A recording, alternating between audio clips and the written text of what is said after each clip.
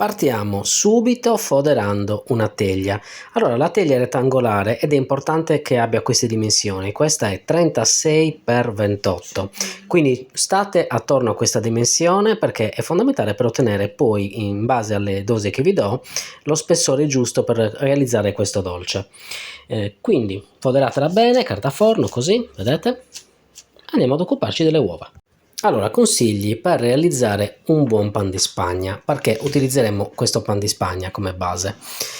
Allora, le uova, in questo caso sono 4 uova e vanno portate a temperatura ambiente, quindi lasciatele fuori dal frigo un paio d'ore prima, lavoreranno meglio in planetaria. Lo zucchero, qua ne utilizzeremo 140 grammi e come aroma c'è già la vaniglia, perché questo è uno zucchero particolare che io aromatizzo già con i baccelli di vaniglia, quindi è molto profumato, va bene così. Farina saranno 150 grammi, quindi 150, 140, 4 uova. Per lavorare vi consiglio di utilizzare la planetaria. In questo caso vi faccio vedere che sto utilizzando questa planetaria qui.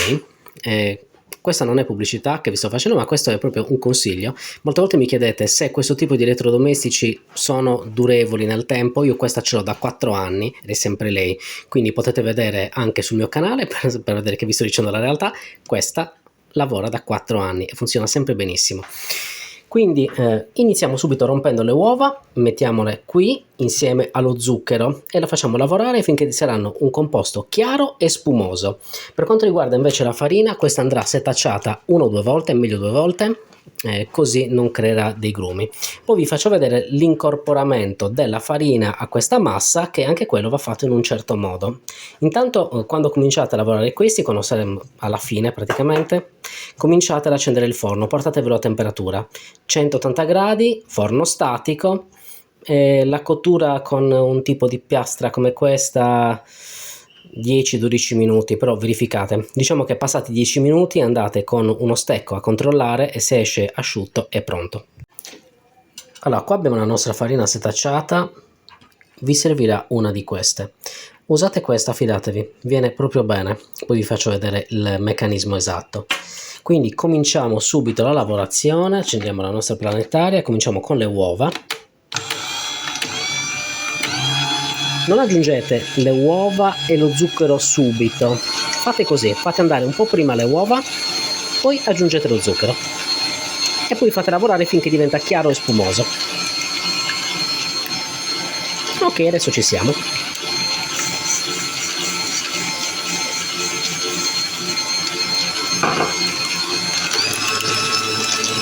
Ci vorrà un po' di tempo, 8-10 minuti.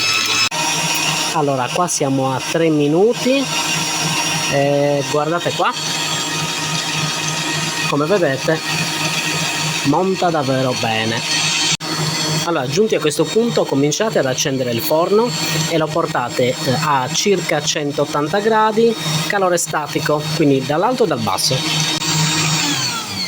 Allora, siamo a 7 minuti, adesso controlliamo e vediamo un pochino, vedete che scrive. Quindi è pronto. Andiamo a staccare la nostra frusta e vi faccio vedere come si fa. Allora, stacchiamo la nostra frusta e vi faccio vedere esattamente il funzionamento di questa cosa. Dunque, la farina è già setacciata, quindi andiamo a versarla tutta insieme, così. Poi il movimento che dovete fare è questo. Dal basso verso l'alto, così, poi se ne rimane dentro, così, delicati.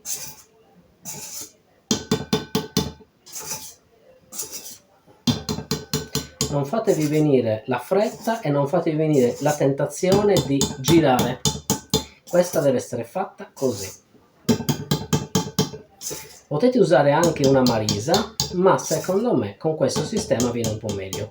È vero che magari sporcate un po' la cucina perché tende a schizzare, però in questo modo non andrete a creare nessuna massa di glutine, quindi sarà morbidissimo.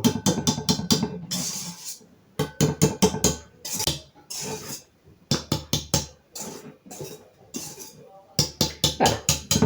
Siamo pronti, quindi andiamo a versare nella teglia e per la teglia ci aiutiamo però con una marisa.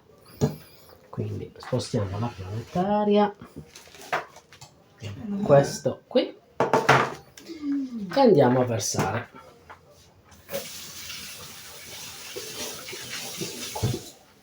Ok, adesso aiutandoci con questa andiamo a spargere il nostro impasto in modo da dargli una forma regolare. Togliamo chiaramente le mollette.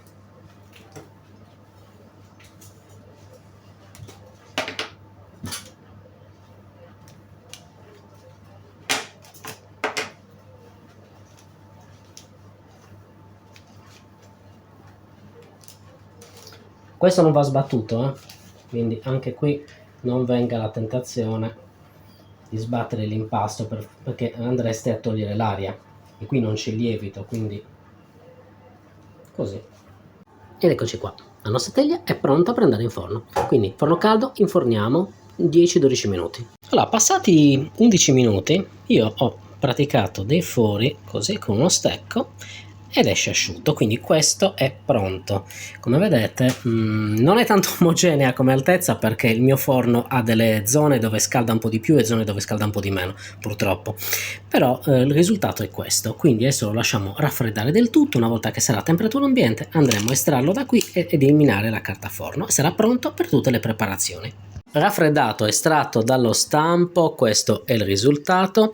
Adesso andremo a tagliarlo a strisce di circa 9 cm l'una, sono 9,3, quindi vedete un po' voi di farle pari in modo che si possano sovrapporre una sull'altra e a quel punto otterremo il nostro tronchetto.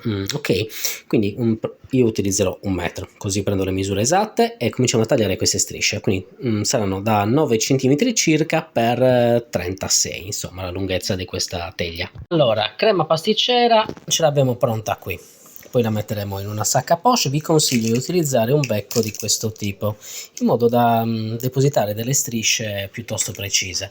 Allora qua mettiamo su un vassoio da portata già, ma con della carta forno messa in questo modo, vedete, in modo che poi la decorazione con la panna non andrà a sporcarci tutto il bordo, quindi estrarremo semplicemente questo e sarà perfetto.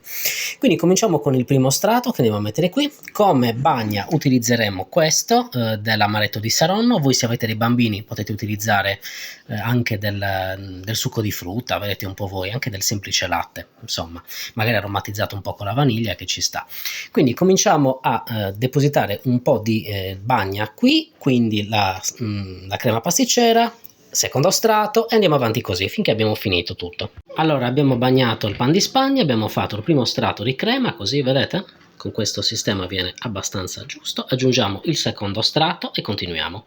Ed ecco il nostro dolce farcito fino all'ultimo strato. Vedete, qua ci sono 2 strati di crema pasticcera. Anche questo viene bagnato con l'amaretto, e con l'amaretto non lesinate, fatelo bello strong. Poi chiaramente, come vi ho detto, se ci sono bambini in giro, magari acqua e zucchero o succo di frutta o latte, però in questo caso va bene così. Quindi prepariamoci a montare la panna con cui decoreremo la parte finale. Per spargere la panna vi consiglio uno di questi attrezzi, altrimenti potete utilizzare anche un tarocco, va bene lo stesso. E poi finiremo la decorazione con delle ciliegine, molto natalizio, molto semplice. Allora, montiamo la panna montata. Io ho utilizzato della panna già zuccherata per semplicità, quindi cominciamo a distribuirla, copriamo tutto il nostro dolce. Questo ve lo risparmio, tanto sapete farlo.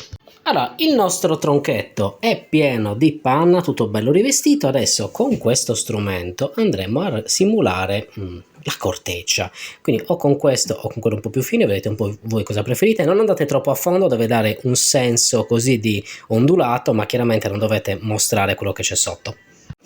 Ecco qui l'effetto che volevamo ottenere, vedete un po', quindi ci aggiungiamo, io direi 4 ciliegie, che dici? 4 ciliegie così in fila e abbiamo finito. Poi chiaramente va tolta questa carta e così rimarrà pulito il fondo, speriamo. Beh, direi che l'esperimento è riuscito bene. Adesso lo mettiamo in frigorifero, lo facciamo rassodare un bel po' e poi andremo ad assaggiarlo. Un perfetto dolcino di Natale. Allora, raga, io ne ho già mangiato una fetta, questa è la seconda che taglio e l'ho fatta giusto per farvi vedere la stratificazione ed è uno spettacolo, è una torta buonissima, dovete assolutamente provarla. So che non è una cosa complicata, è una cosa abbastanza semplice, ma così è anche alla portata di tutti e quindi sono più felice che tutti possiate riprodurla facilmente. Guardate quanto è carina. Molto molto natalizio e molto molto buono. Provate questa ricetta e ditemi che ne pensate. Buon Natale!